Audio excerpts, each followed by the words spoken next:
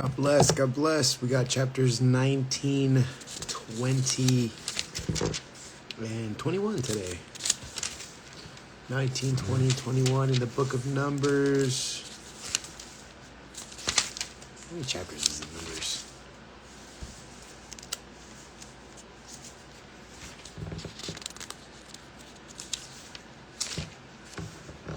And there's only 36 chapters. So we're more than halfway through. What's up, guys? God bless. Friday night. Partying with Jesus.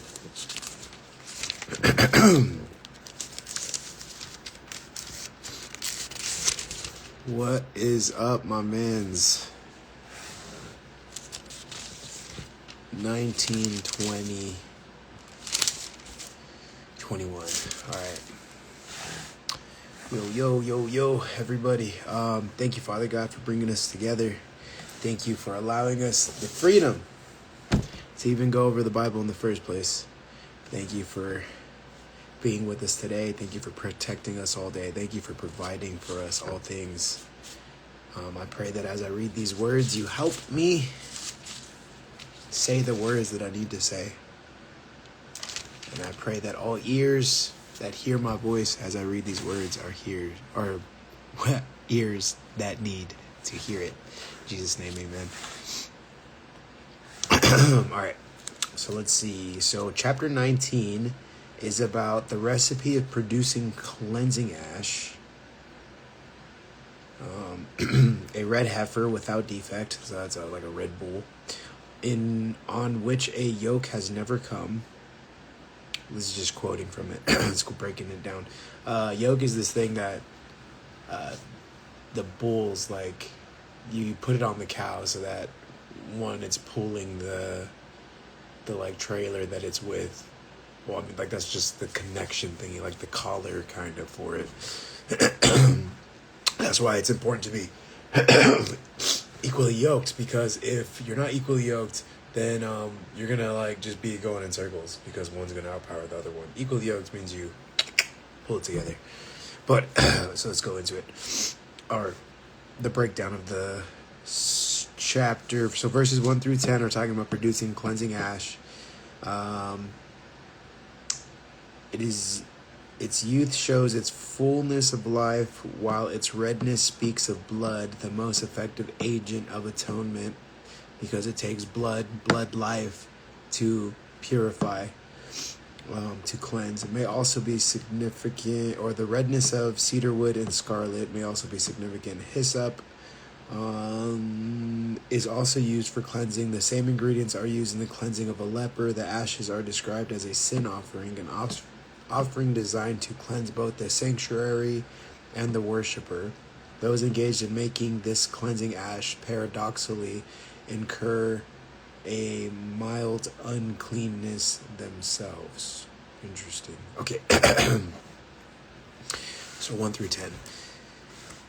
Now the Lord spoke to Moses and to Aaron, saying, "This is the statute of the law that the Lord has commanded. Tell the people of Israel to bring you a red heifer without defect, in which there is no blemish, and on which a yoke has never come. And you shall give to Eleazar the priest, and it shall be taken outside of the camp and slaughtered before him. And Eleazar the priest shall take some of its blood with its finger and sprinkle some of its blood toward the front of the tent of meeting 7 times.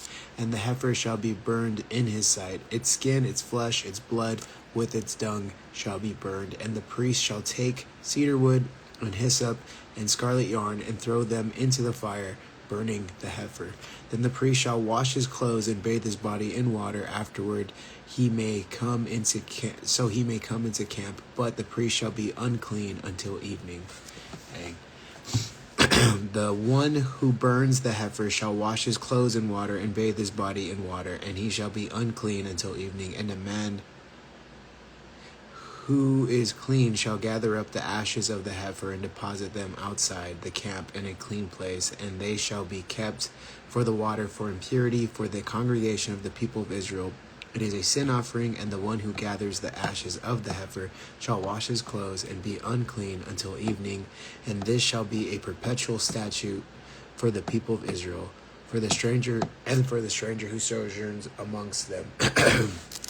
So then now verses 11 through 22, which is the ending of this chapter.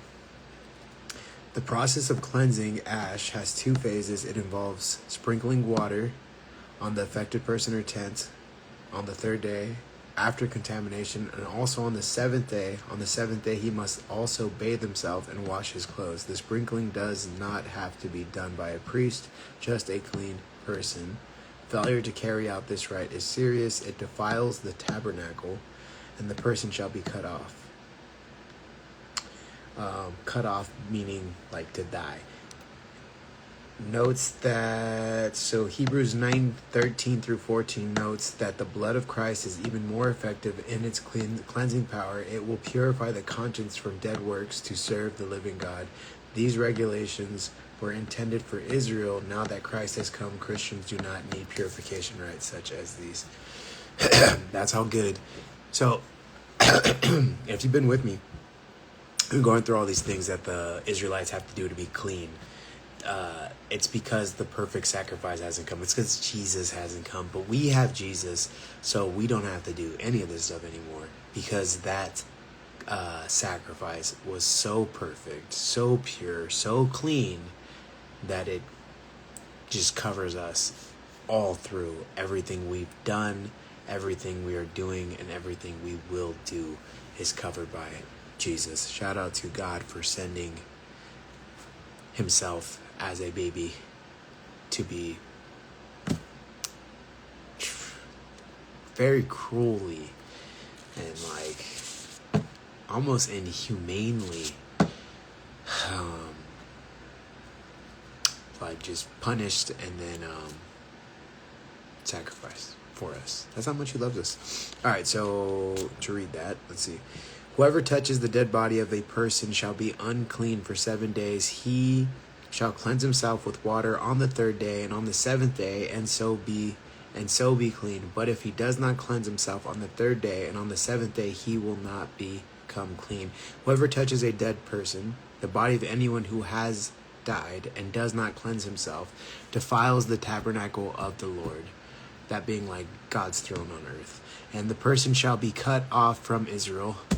We read it. That's like, so shall die. Because the water for impurity was not thrown on him, he shall be unclean. His uncleanness is still on him.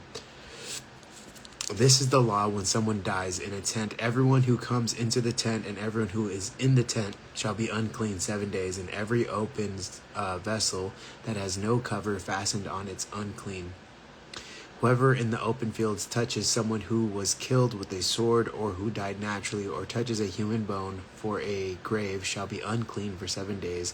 For the unclean they shall take some ashes of the burnt sin offering, and fresh water shall be added in a vessel. Then a clean person shall take hyssop and dip it in the water and sprinkle it on the tent and on the furnishings and on the person who were there, and on whoever touched the bone or the slain or the dead or the grave. And the clean person shall sprinkle it on the unclean on the third day and on the seventh day. Thus on the seventh day he shall be cleansed, and he shall wash his clothes and bathe himself in water. At the evening he shall be clean. If the man who is unclean does not cleanse himself, the person shall be cut off from the midst of the assembly, since he has defiled the sanctuary of the Lord, because the water for impurity has not been thrown on him. He is unclean, and it shall be a statute forever for them. The one who sprinkles the water for impurity shall wash his clothes, and the one who touches the water for impurity shall be unclean until evening. And whatever the unclean person touches shall be unclean, and anyone who touches it shall be unclean till evening. Like I said, imagine going through life and like we didn't have Jesus. We would have to be doing all this stuff all the time. That'd be crazy. So now we're on chapter 20. It's just these 2 pages. And we got, so chapter 20 through chapter 21 up till verse 35. Is that where it ends? Yeah, so chapter 20 and 21 are about marching from Kadesh to the plains of Moab. After a long time, nearly 40 years of aimless wandering in the wilderness, Israel is ready to move and enter the land of the promise. In this section, one may see parallels with the earlier journeys from the Red Sea to Sinai and from Sinai to Kadesh. Most of the older generation have died out, and the younger ones are now taking over. Though not perfect, the younger generations are not so harsh in their complaints, nor do they show their fathers' readiness to contend against the leaders of the nation. Now, it is those leaders, Moses and Aaron, who make the most serious mistakes. Oof. Yeah, super crazy they had to do all that. Shout out to Jesus for making our lives so much better in so many ways. So this verse 1 in chapter 20 is about regrouping at Kadesh. Kadesh was last mentioned in chapter 13, verse 26, when the spies returned. The wilderness of Zin was the area first traveled by the spies, so it's just north of Kadesh. They went in the first month. This year is not mentioned, but according to chapter 33, verse 38, Aaron died in the 40th year after Exodus, and this would fit here. The death of Miriam is a watershed. She was the sister of Moses, the preserver of his life, a prophetess. She was clearly the leading woman of Israel. It has been noted that the leading woman of the New Testament was also called Miriam. Oh, Mary. Very, very true. The leading woman of Israel was Miriam, and that is also technically the name of Jesus' mom, because it's Mary. How many hours do you train, brother, and how do you split your workouts? Do you twist every martial arts every day? Okay, so I'm gonna read this chapter, but just to answer that real quick, I normally probably train way too much. I train every 6 days a week. I don't train on Sunday, and I train a couple hours in the morning, skill-based stuff, and then the middle of my day I usually do some kind of strength or workout, as far as like strength and conditioning, and then at night I train for another couple hours of martial arts. So I do 2 martial arts practices, one in the morning, one at night, each of them a couple hours long, and then in the middle of the day I usually do some type of strength and conditioning. Never thought of the parallels, Mary and Miriam. Yeah, no, I never thought of that either. Just that's why you read this stuff. What is up, my peoples? Thanks for joining. All right. So let's read that first verse. And the people of Israel, the whole congregation, came into the wilderness of Zin in the first month, and the people stayed in Kadesh, and Miriam died there and was buried there. Sad stuff. But everyone's got their time. So now verses 2 through 13 are about the rebellion of Meribah. Complaints about lack of water characterized the journey from the Red Sea to Sinai, and now they occur again. In both situations, Moses struck the rock with his staff. This is what he had been told to do. But on the second occasion, he had been told to speak to the rock. This deviation from carrying out God's instruction led to Moses being condemned not to bring this assembly into the land. So this seems like a minor error. It has been suggested that it was Moses' anger to which God took exception, but verse 12 seems to make it clear that it was carelessness in attending to God's command that was the real issue. Because you did not believe in me to uphold me as holy in the eyes of the people. As the prime mediators of God's law to Israel, Moses and Aaron had to be exemplary in their obedience. Their failure to follow the divine instruction exactly led to their forfeiting their right to enter Canaan. Some have suggested that another factor was involved. Since God had told Moses in the earlier incident, I will stand before you there on the rock. Moses should have known that God was present here on the rock as well. Therefore, Moses speaking to the rock would actually be speaking to God, and therefore when Moses struck the rock with his staff twice, in a serious manifestation of anger against God, and it's not surprising that God punished Moses severely for it. Others hold the emphasis here is on the difference between what God commanded and what Moses did. Usually Moses did just what God commanded him, but not here. It was similarly carelessness by Aaron's son that led to their death. In Leviticus 10:1-3, the phraseology of Numbers 20-12 also echoes that of the spy, where God complains, "How long will they not believe me?" The people's unbelief led to their exclusion of the land. So did Aaron's and Moses' unbelief. Meribah equals quarreling. Rephidim was also nicknamed Meribah. Ooh, okay. So let's get into it. I'm like, what chapter are we on? We are chapter 20. We're going to do 20 and 21. Or, well, we did 19 already, but this is 20, and then we're going to do 21 for the numbers. We are on verse 2. Now there was no water for the congregation, and they assembled themselves together against Moses and against Aaron. And the people quarreled with Moses and said, "Would that we had perished when our brothers perished before the Lord. Why have you brought the assembly of the Lord into the wilderness, that we should die here, both we and our cattle? And why have you made us come up out of Egypt to bring us to this evil place? It is no place for grain, or for figs, or for vines, or pomegranates, and there is no water to drink." Then Moses and Aaron went from the presence of the assembly to the entrance of the tent of meeting, and fell on their face, and the glory of the Lord appeared to them. And the Lord spoke to Moses, saying, "Take the staff, and assemble the congregation, you and Aaron, and your brothers, and tell the rock before their eyes to yield its water. So you shall bring water out of the rock, and give drink to the congregation of their cattle." And Moses took the staff from the Lord as he commanded him. And so this is the problem, right? This is the problem that's happening. The last time Moses was there, he struck the rock to get water to come out, and Jesus, or God, just told him that you shall bring water out of the rock for them, give drink to the congregation of the cattle. Hold up. Take this staff and assemble the congregation, you and your brother, and tell the rock. That's right. Tell the rock before their eyes to yield its water. So you shall bring the water out of the rock and give them drink. So he says, tell the rock. Tell the rock. Don't strike the rock. Tell the rock. God bless you. I appreciate you in your name. In the name of our Father, Lord Savior. Amen. God bless you too.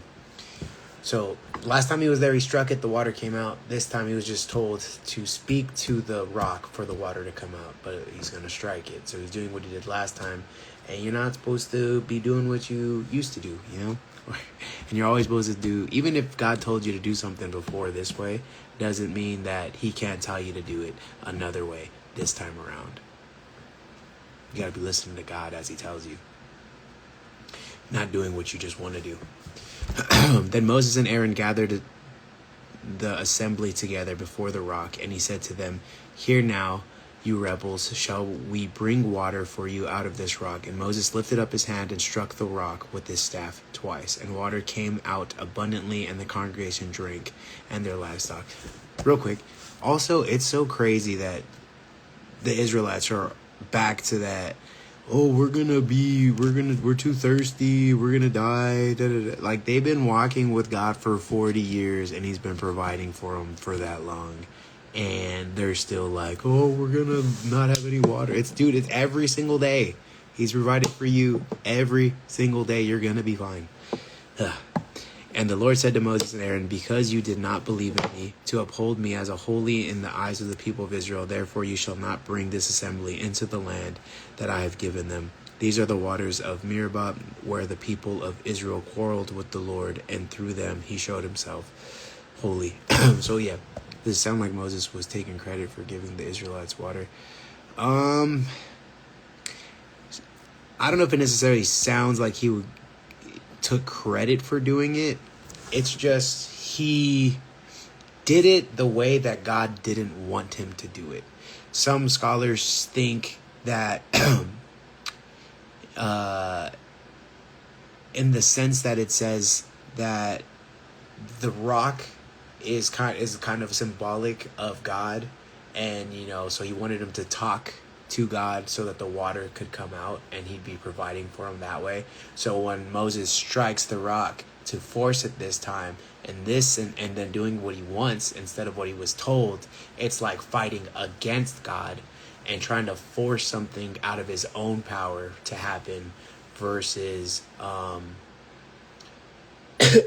doing it the way that Jesus or God wanted him to do. But I wouldn't say he's like taking credit for the Israelites' water. But he did try to do it his own way. And a lot, you can think of it like, I mean, what's the big difference? And the big difference is God told him to do it the other way. And when God tells you to do something, you got to do it the way God tells you to do it. Trying to do it otherwise is trying to do it yourself, trying to do it without God. I can't remember if he struck it twice the first time, because that'd be interesting, right? Because if that was the case, then he like struck it once, and if it worked once, let's do a little search. Matter of fact,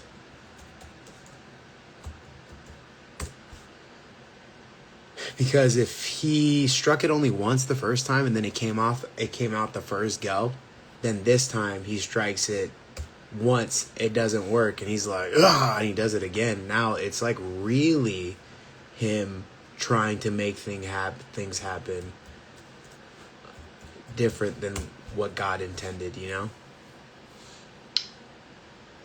Let's see here. Good.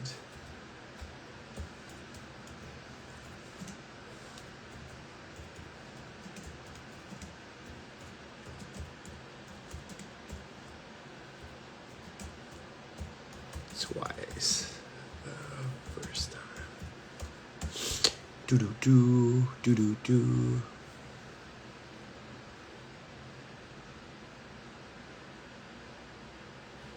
Yeah, so at Horeb, he struck it once. Strike the rock and water will come out. So he struck it once the first time. The second time he struck it twice. And he had to strike it twice because it wasn't even supposed to come out with striking. It was supposed to come out because he was supposed to ask it. So, and I think that's the main problem, and where the disobedience really happens, and why he's punished so extensively, and God be like, nah, because he not only did he not listen, but then he didn't listen again and tried to force it to happen. And I think that's more so where the problem is coming from. I can't say for sure if he only struck it once and then kind of asked for forgiveness, it would be the other way. But, you know, all we know is that he struck it twice and then he made the water come out, even though it was against the way that God wanted him to do it. So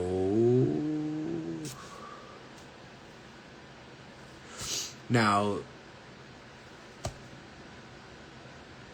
these are the waters of Meribah, where the Lord of Israel quarreled with, or where the people of Israel quarreled with the Lord, and through them he showed himself holy. Okay, now verses 14 to 21 are about the encounter with Edom.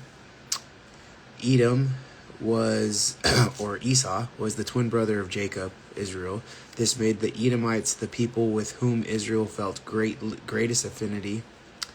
Yet the history of Israelites and the Edomites' relations is one of tension, if not bitter hostility, as the story illustrates. Note the form of address, your brother Israel. Okay, let's keep that in mind as we read this. 20 to 21. Let's read these first two. Moses sent messengers from Kadesh to the king of Edom. Thus says your brother Israel, you know all the hardship that we have met, how our fathers went down to Egypt, and we lived in Egypt a long time, and the Egyptians dealt harshly with us and our fathers. So it goes on to say, 16. So Kadesh is a city on the edge of your territory. In the second millennium, Edom's main settlements were the southeast of the Dead Sea, whereas Kadesh Barnea is a long way west of there in the northern Sinai. This suggests that either the Edomites were living west of the Dead Sea, or that another Kadesh is meant instead of Kadesh Barnea. And then the King's Highway is the main trade route for Damascus to Arabia, passing through the Edomite heartland on the high hill southeast of the Dead Sea. Israel wanted to travel along this road from the south to the north to bring them to the northern edge of the Dead Sea. Thwarted by the Edomites, Israel turned away, apparently making their way south toward the Gulf of Aqaba, and then northward through the wilderness east of the King's Highway. Okay. So, and when we cried to, I'll start again. Moses sent messengers from Kadesh to the king of Edom. Thus says your brother Israel, you know all the hardships that we have met, how our fathers went down to Egypt, and we lived in Egypt a long time. And the Egyptians dealt harshly with us and our fathers. And when we cried to the Lord, he heard our voice and sent an angel and brought us out of Egypt. And here we are in Kadesh, a city on the edge of your territory. Please let us pass through your land. We will not pass through field or vineyard or drink water from a well. We will go along the King's Highway. We will not turn aside to the right hand or to the left until we have passed through your territory. But Edom said to him, you shall not pass through, lest it come out with the sword against you. And the people of Israel said to him, we will go up by the highway, and if we drink your water, I and my livestock, then I will pay for it. Let me only pass through on foot, nothing more. But he said, you shall not pass through. And Edom came out against them with a large army and with a strong force. Thus Edom refused to give Israel passage through his territory, so Israel turned away from him. Dang. They straight said, nah, not today. Okay, so now we're going to go over, so chapter 20 starts with Miriam dying, and it's going to end with the death of Aaron, her brother. So verse 22 through 29 is about the death of Aaron. Aaron's death fulfills the judgment pronounced on him and Moses, namely that they would not live to enter Canaan. Moses prepares to die, but his death is not reported until Deuteronomy. Just keep that in mind. And then the location of Mount Hor is uncertain. It is probably somewhere north of the Gulf of Aqaba, if that is where the border of Edom ran. The Mount of the prophet Aaron near the Petra is the traditional location. It'd be so cool to travel over there and just go to all these places. Alright, so let's just read this. 22 through 29. I'm going to stop and read something on 26 and 28. And they journeyed from Kadesh, and the people of Israel, the whole congregation, came to Mount Hor. And the Lord said to Moses and Aaron at Mount Hor, on the border of the land of Edom, let Aaron be gathered to his people, and he shall not enter the land that I have given to the people of Israel, because you rebelled against my command at the waters of Meribah. Take Aaron and Eleazar his son, and bring them up to Mount Hor, and strip Aaron of his garments, and put them in Eleazar his son, and Aaron shall be gathered to his people, and shall die there. Or it says, gather to his people. After death, one is reunited with one's deceased relatives according to the Old Testament belief. And then 20 or 28, stripped Aaron and put them in Eleazar his son. The death of Aaron meant that his son must succeed him as a high priest. The importance of the high priest as supreme mediator between God and Israel is indicated by his garments. The ritual clothing of Eleazar marks his induction into the highest religious office. Hebrews makes much of the superiority of Christ's high priesthood over Aaron's. And Moses stripped Aaron of his garments and put them on Eleazar his son. And strip Aaron of his garments and put them on Eleazar his son, and Aaron shall be gathered to his people, and he shall die there. Moses did as the Lord commanded, and they went up to Mount Hor in the sight of the congregation, and Moses stripped Aaron of his garments and put them on Eleazar his son, and Aaron died there on the top of the mountain. Then Moses and Eleazar came down from the mountain, and when all the congregation saw that Aaron had perished, all the house of Israel wept for Aaron 30 days. Okay, now we're on chapter 21, which is 35 verses. All right. So now, chapter 21. We're going to go over verses 1 through 3 are about the victory over the Canaanites. There's a lot of background on this. All right. Check it out. So 21, 1 through 3, the first victory over the Canaanites. The spying mission was followed by death of the spies and unauthorized attempts to enter Canaan, which ended in Israel's defeat at Hormah. However, the death of Aaron for his unbelief is followed by victory at Hormah. This makes the turning point. From now on, one victory after another will follow until they reach Jordan, ready to enter the land of Canaan. So in verse 1 of chapter 21, notice that the battle was not an Israelite initiative, rather Israel responding to an attack by king of Arad. This point is made about other engagements in the Transjordan. Israel responds did to threats, it did not provoke the war. Arad and Hormah were in the northern Negev, but it is uncertain which archaeological sites these places are to be identified with. It is surprising to find this account sent in the Negev, for when last located, Israel was striking the eastern frontier of Edom. Thus, it is often suggested that the story of the victory of Hormah was placed here out of chronological sequence in order to highlight the change in Israel's fortunes after the death of Aaron. Some, however, argue that this episode does fit sequentially into the whole narrative. So, scholars kind of go back and forth whether this victory that we're about to read about from the jump, if it's in the right order or not. But it's besides the point. Now, some of them say that it is, others don't say that it's not. But let's read it. So 21:1. When the Canaanite, the king of Arad, who lived in Negev, heard that the Israel was coming by the way of Atharim, he fought against Israel and took some of them captive. And Israel vowed a vow to the Lord and said, if you will indeed give this people into my hand, then I will devote their cities to destruction. And the Lord heeded the voice of Israel and gave over the Canaanites, and they devoted them in their cities to destruction. So the name of the place was called Hormah. Devote their cities to destruction. Canaanite cities that resist Israel are to be totally destroyed, according to Deuteronomy. Hormah was the place this policy was first implemented. Its name means destruction, and it commemorates this. So now, verses 4 through 9, and then just to go a little back to before I go into it, a lot of the times when Israel would go against the place, they would kind of allow people to join them. But like if they're refusing, then they're refusing.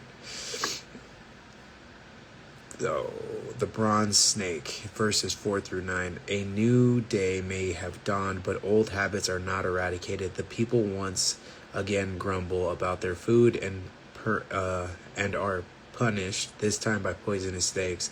As an antidote, Moses makes a bronze snake which cures anyone who looks at it. From the Mount Hor, they sent out by the way of the Red Sea to go around the land of Edom, and the people became impatient on the way, and the people spoke against God and against Moses. Why have you brought us out of Egypt to die in the wilderness? Always that same question with these guys. For there is no food, no water, and we loathe this worthless food. So it's very, because they keep on saying no food, no water, but it's not that there's no food and no water. It's there's no food and water, or there's no food that they want. They're tired of the same old thing, even though it's been keeping them alive. They don't want it anymore, and they want even more water. They're thirsty people. They want everything. So they're being a pain in the butt because they got all that they need and more, and they just want better. They want what they want. They don't want what they need. Because God is always giving you what you need, no matter what. So yeah, why have you brought us out of Egypt to die in the wilderness? For there is no food and no water, and we loathe this worthless food. So there's no food, there's no water. We hate what you're giving. We hate the food you give us. Then the Lord sent fiery serpents among the people, and they bit the people, so that many people in Israel died. And the people came to Moses and said, "We have sinned, for we have spoken against the Lord and against you. Pray to the Lord that he take away the serpents from us." So Moses prayed for the people, and the Lord said to Moses, "Make a fiery serpent and set it on the pole, and everyone who has been, when he sees it, shall live." Interesting thing about Israel too, and you'll see as we read this, God punishes them a lot. Like, God just is like, y'all tripping. Here's some snakes that are gonna bite you because y'all acting wild right now, out of hand. Israel's like out of pocket like 90% of the time, it seems like, even in the Bible.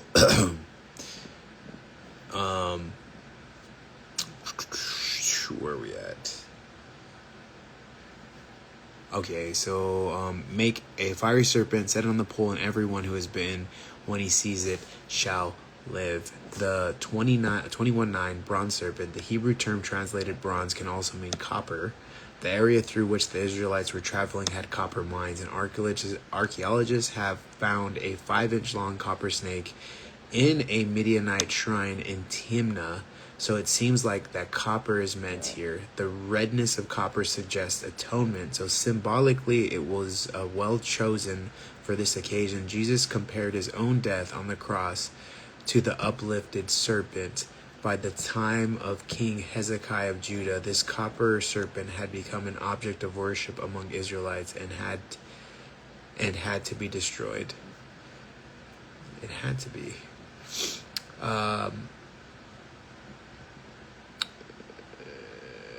By the time of King Hezekiah of Judah. So they're going to go on to like worship this bronze serpent, and they got to destroy it.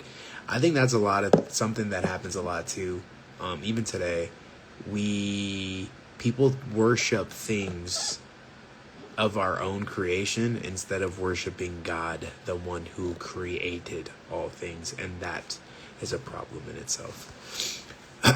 So to go on, so verses 10 through 20 are about their journey through Transjordan, Israel's passage east of the Dead Sea around the territory of Moab and through the land of the Amorites is summarized here. Many of the places cannot be precisely located, but the general route is clear. The territory of Moab extended from Zered River to Arnon River on the eastern side of the Dead Sea. The Zered flows into the Dead Sea and is southern end, and the Arnon enters it about halfway up the eastern side. Okay. And then I'll take a break at 14. And the people of Israel set out and camped in Oboth, and they set out from Oboth and camped in Barim in the wilderness that is opposite of Moab toward the sunrise. From there they set out and camped in the valley of Zered. From there they set out and camped on the other side of the Arnon, which is in the wilderness that extends from the border of the Amorites. For the Arnon is the border of Moab, between Moab and the Amorites. Therefore it is said in the book of the wars of the Lord,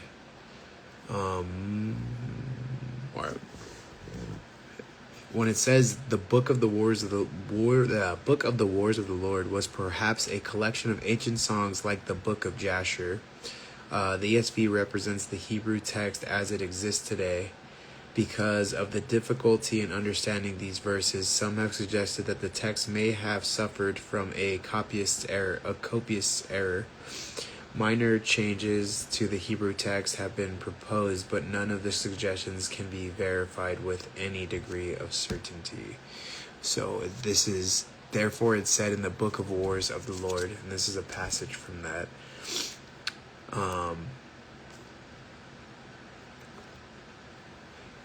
Waheb and Supah in the valleys of Arnon, and the slope of the valleys that extends to the seat of Ar and leans to the border of Moab. And then it goes, these next verses summarize Israel's journey through the territory of the Amorites who lived north of Arnon of the eastern side of the Dead Sea, as explained more fully later in the book. And then 16 through 18 celebrate the finding of an abundant well. So, and then from there they continued to bear. That is the well of which the Lord said to Moses, gather the people together so that I may give them water. Then Israel sang this song, spring up, O well, sing to it, the well that the princes made and the nobles of the people dug with the scepter and with their staffs. And from the wilderness they went on to Matana, Nahaliel, and Bamoth, and from Bamoth to the valley lying in the region of Moab by the top of Pisgah that looks down on the desert. Okay, we only got a few. What's up? What's up? What's up? Say hi. We got a couple verses left. So 21 through 30 is about the victory over Sihon. And then the Amorites occupied the Transjordan from Arnon to Jabbok. So Israel had to pass through their territory along the King's Highway to reach the northern end of the Dead Sea, where they could cross the Jordan. But Sihon, king of the Amorites, came and fought Israel and was defeated. As a result, this was the first land that the Israelites settled. Heshbon's name is modern Heshbon, and the absence of archaeological remains at Heshbon from the conquest era suggests that the name may have been moved to that location from another site. Interesting. So 21 to 30. Then Israel sent messengers to Sihon, king of the Amorites, saying, let me pass through your land. We will not turn aside into the fields or vineyard. We will not drink the water of a well. We will go to the King's Highway until we have passed through your territory. But Sihon would not allow Israel to pass through his territory. He gathered all his people together and went out against Israel in the wilderness and came to Jahaz and fought against Israel. And Israel defeated him with the edge of the sword and took possession of the land from Arnon to the Jabbok as far as the Ammonites, for the border of the Ammonites was strong. And Israel took all these cities, and Israel settled in the cities of the Amorites in Heshbon and in all its villages. For Heshbon was the city of Sihon, the king of Amorites, and he fought against the former king of Moab and taken all his land out of this. Heshbon was the city of Sihon, the king of the Amorites, who had fought against the former king of Moab and taken all his land out of his hand and as far as the Arnon. Therefore the ballad singers say. And then this is the ballad right here.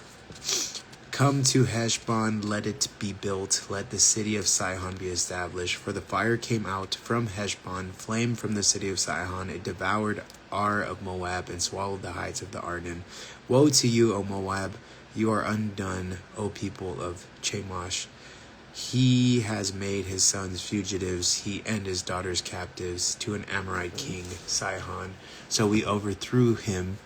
Heshbon as far as Dibon perished, and we laid waste as far as Nophan. Fire spread as far as Medeba. And that is saying, it's an old poem that celebrates the capture of Moabite territory by Sohan. It is included in Numbers to show that Israelites could justifiably displace the Amorites from their land, for the Amorites had acquired it from the Moabites by force.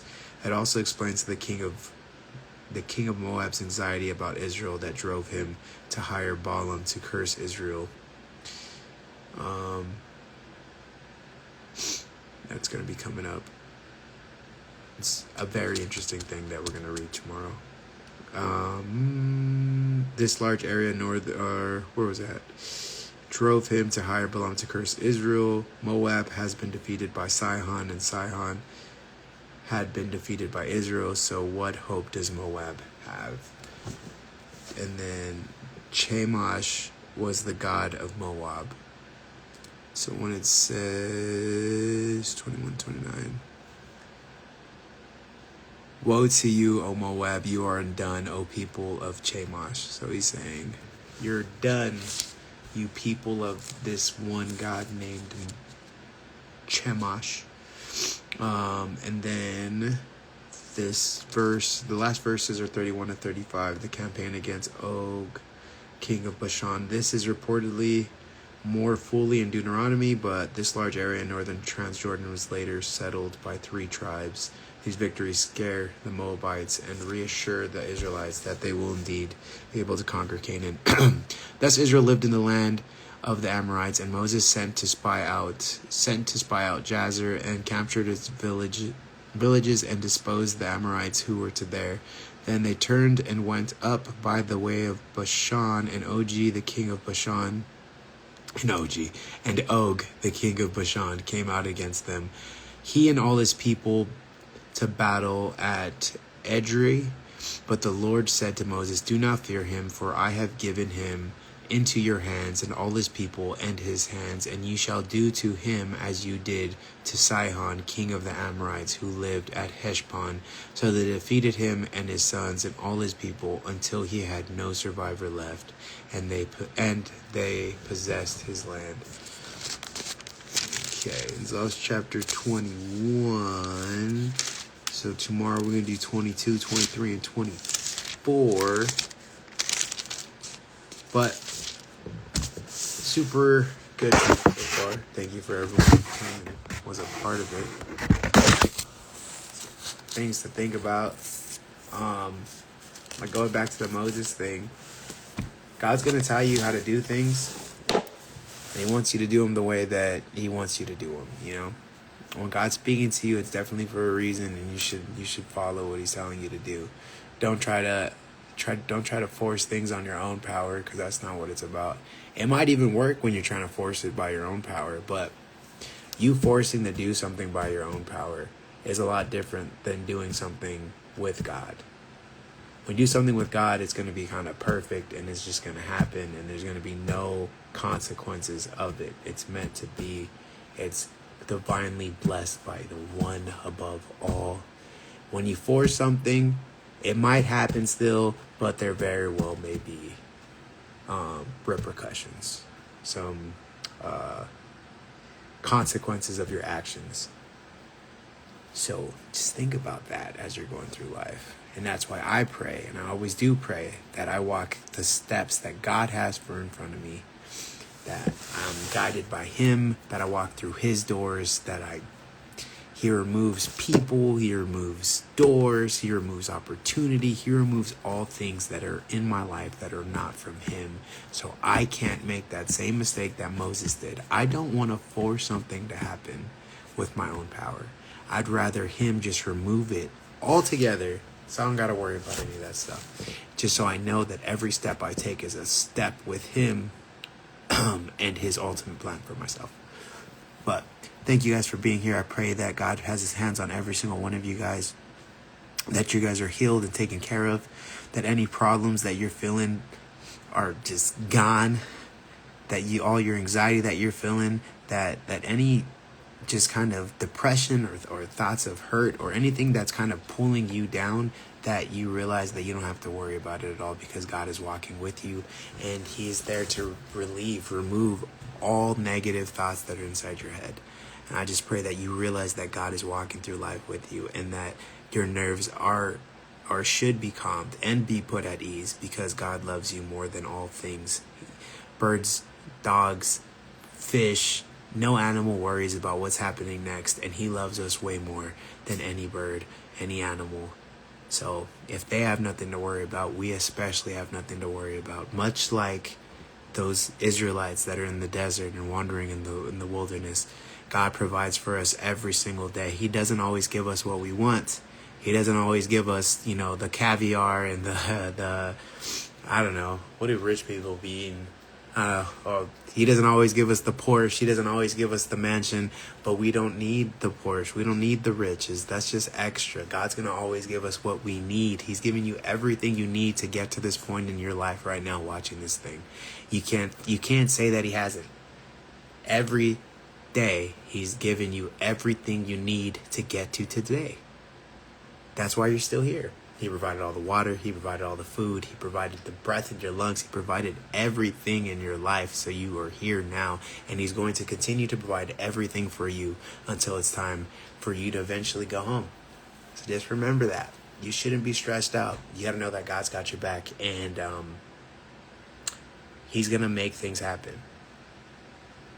And it's a lot better when you give him his credit.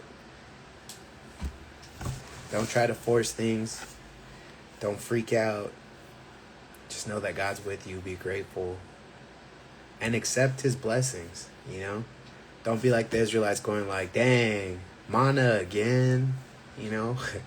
Be happy knowing that you're provided enough to get to tomorrow.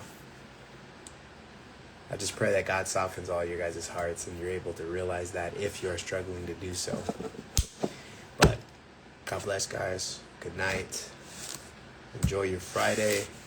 Be safe. God bless.